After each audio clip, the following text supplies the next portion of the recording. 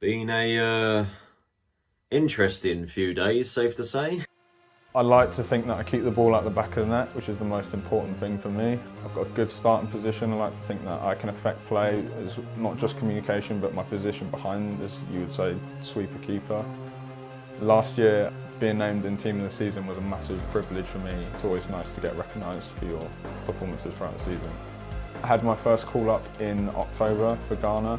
That was a massive honour for me and my family. I'm still pinching myself about now.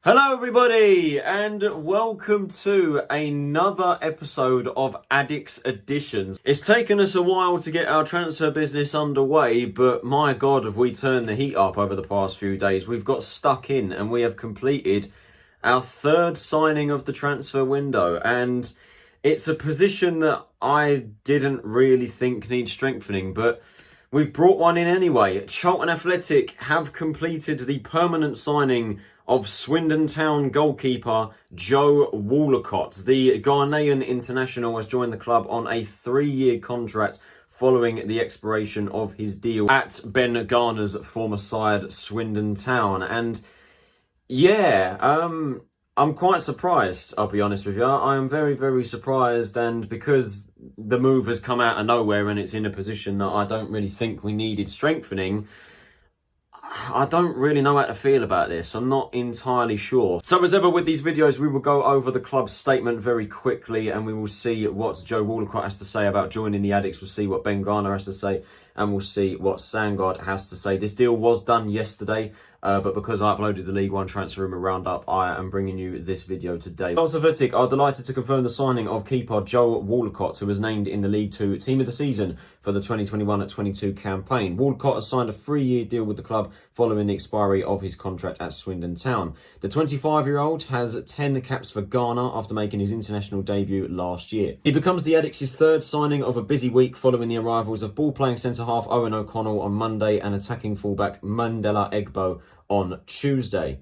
Wollacott will be reunited with his former manager Ben Garner. He said, "I'm delighted. It's the sort of club that you always want to be at. You want to have that ambition to play for such a high profile club. Obviously walking around the stadium you can feel the magnitude of the club. I'm really happy to be here." Ben being here made it an easy decision. We had a really good season last year. Obviously I know how he wants to play and I know how he wants his goalkeeper to play. I feel like for the next step in my career he can really develop my game.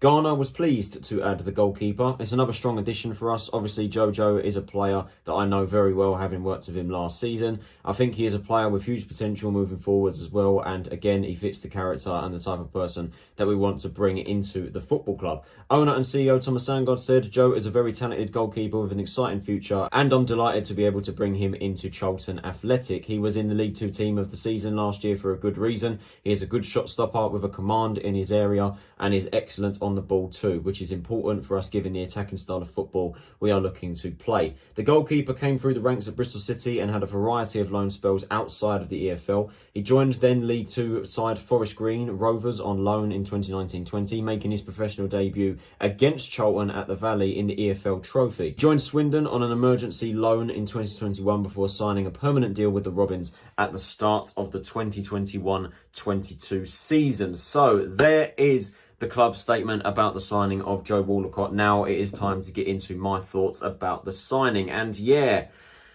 as I said at the start, it's a position that I felt we didn't need. Obviously, it's goalkeeper. We already have 3 goalkeepers in Craig McGillivray, Ashley Maynard-Brewer returning from his loan spell at Ross County, and Nathan Harness, who is our third choice goalkeeper. But from what I have gathered after looking at the reports from yesterday, it looks like Wollacott is coming in and the club is preparing to listen to offers for McGillivray. That's what Richard Cawley said yesterday after the signing of Wollacott. Now, what do I think about that? If I'm honest with you, I'm not that bothered, if I'm honest. Now, I don't think McGillivray was as bad as people were making him out to be, and I do think that he is being slightly disrespected by some of the fan base, because ultimately I think he still had this is going to be controversial, I think he still had a fairly okay season. He kept 16 clean sheets, which is the joint third most in the division.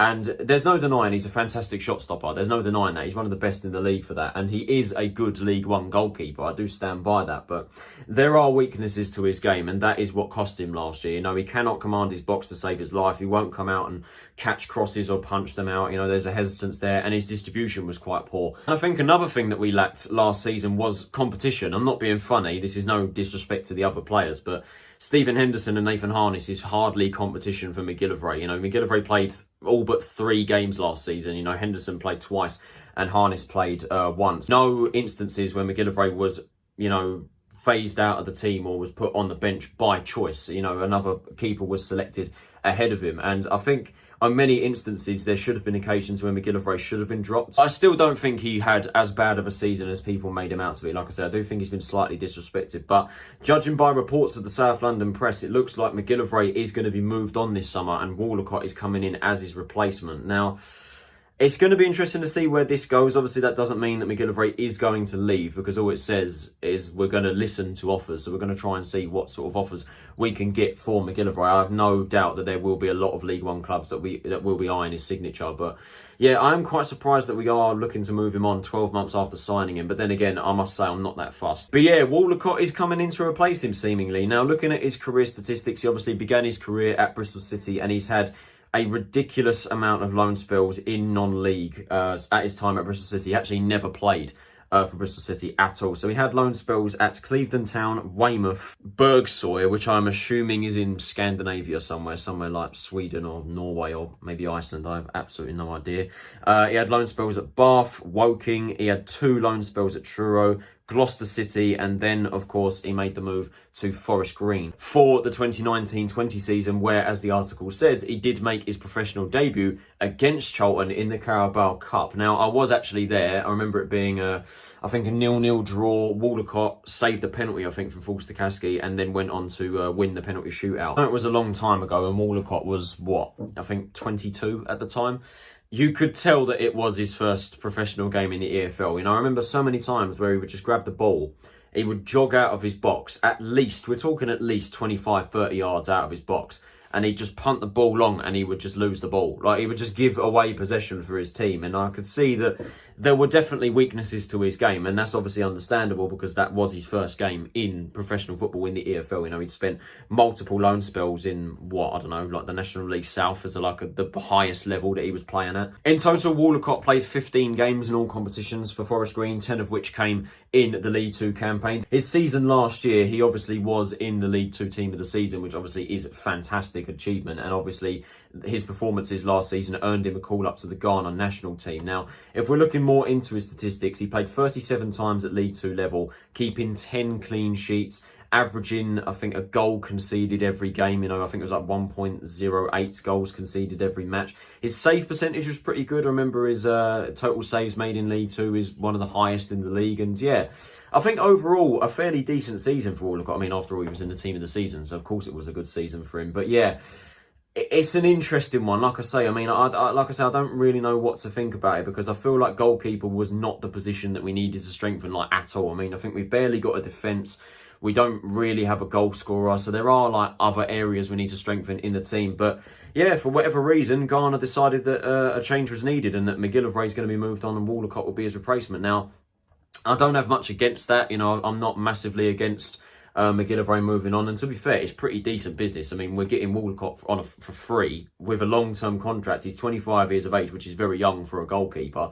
Just come off the back of a very good season at League Two level, team of the season, and we're going to get a fee out of McGillivray. So it's not bad business, is it? It's just come off the back of a team of the season worthy season. So you could definitely say that he was deserving of a shot at League One level, and we've decided to take him, which I'm not surprised considering Ghana and the connection to Swindon, which some people are definitely not happy about. I myself am also a bit like, when it comes to this sort of stuff, because we have definitely raided Swindon Town. I mean, we also yesterday confirmed that we have appointed Scott Marshall as our new assistant manager, obviously with Jason Yule departing, which is a massive shame, but it made a lot of sense, you know, with Jackson going and obviously a new system coming into the football club. Yule, I felt it was very unlikely that he was going to stay. Of course, Marshall had been linked with a move to Charlton for a long time alongside Scott Lindsay. Of course, Lindsay is now the Swindon manager. and Marshall has decided to come over to us as our assistant manager. And of course, we signed Mandela Egbo on Tuesday as well. And yeah, we've also got Wollacott. Some people not happy by the fact that we've signed Swindon players. I know a lot of Swindon Town fans are not particularly happy with us right now, with the fact that we keep signing their players and that, oh, we're bringing their whole team. Lads, I'm not being funny, but we have only signed 2 players. Like, you know what I mean? And to be fair, one of them only joined the club in March. So we're not like raiding their team, you know, signing their entire squad. But then I'm also seeing like rumours that were linked to Louis Reed and Jack Payne yesterday and today. And I can't help but say that, look, I don't want our entire recruitment to just be Swindon players and also League 2 players. I mean, don't get me wrong, I think we've done fairly well so far in this window. We've got 3 players on a free, you know, we don't have to spend, like, money. I mean, Sheffield Wednesday have signed 5 players. 3 of them are Will Vauxx, Michael Smith and Michael Ahikwe, 3 absolutely outstanding signings. Total fee for all 5 of the players they've signed, 0. And they've not spent a penny so far.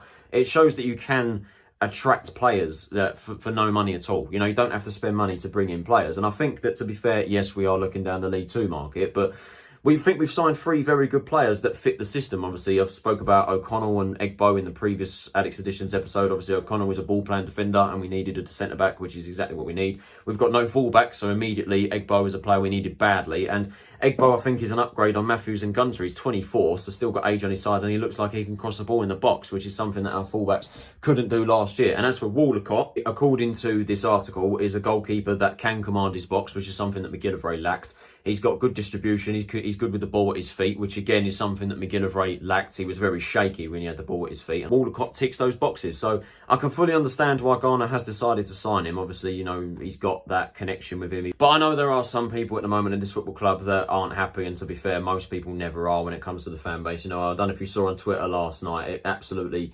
it's absolutely kicked off with stuff about Sandgard, which I'm not even going to get involved in this video, because until it's actually proven as fact, that's when I'll start to talk about it. Until then, I'm just not getting involved, because I'm just hearing so many things, you know, just about Sandgard apparently not paying the rent, and people are saying that it's fact. You know, I've heard enough people saying that it's true, when more than likely it's a mate of a mate whose uncle who knows someone at the club who's told them this. The second it does come out as fact is when I will discuss it, because until then I'm just not having an opinion, because I just don't believe a word anybody says on Twitter, because it seems like they just see everything on Charlton Life or any Charlton forum for that matter and just believe it as literal facts and just try to spend unnecessary hate to fuel their agendas about Sandgard. But anyway, I'm not getting into that. This video is about Joe Wollacott. Overall, I do think it is a decent signing. I think we have done very well. I know a lot of people aren't happy for the fact, oh, it's another League 2 player. Again, I go back to my point that I made in the last video. Corey Blackett-Taylor, Sam Lavelle, League 2 players last season.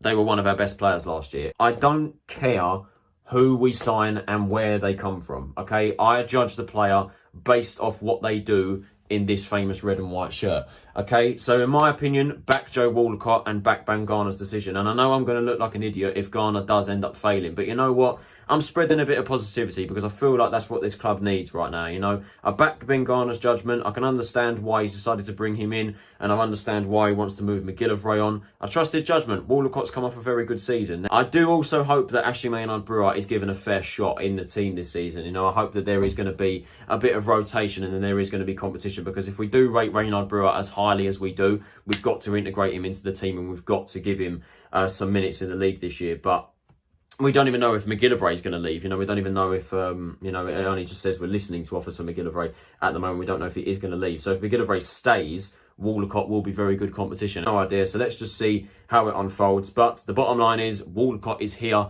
and hopefully he can establish himself in the first team and he can prove some competition in the goalkeeping department. So that is it for this episode of Addicks Editions. I hope you guys did enjoy this video. If you did, can you possibly leave a like, subscribe if you are new to the channel, and turn on those post notifications so you are notified of every time I upload a new video. Welcome to Charlton Athletic, Joe Wollacott. I hope you like it here. Hopefully, as I said, you can integrate yourself into the starting 11. You can prove to be a bit of competition and you can have a good season with us. What do you guys think about the signing of Wollacott? Let me know in the comments below. This has been Tyler Rolinson. Have a nice day, and I will see you all in the next video. Take it easy, stay safe, and I'll see you all then.